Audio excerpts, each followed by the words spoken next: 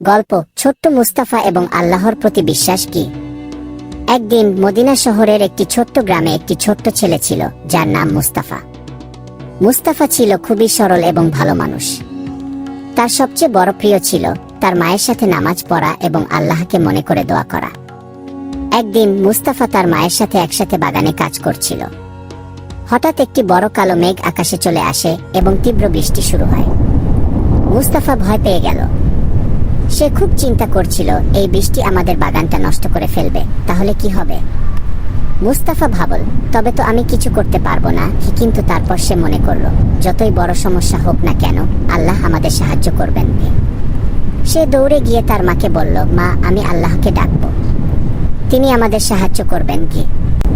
তার মা মৃদু হাসি দিয়ে বললেন, হ্যাঁ মুস্তাফা, তুমি ঠিক বলেছ, আল্লাহ সব সময় আমাদের পাশে আছেন কি।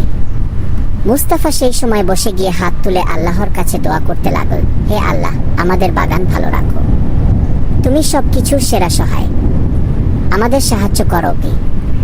আলহামদুলিল্লাহ। ঠিক তখনই বৃষ্টি থেমে গেল এবং সূর্য আবার উঠতে লাগল।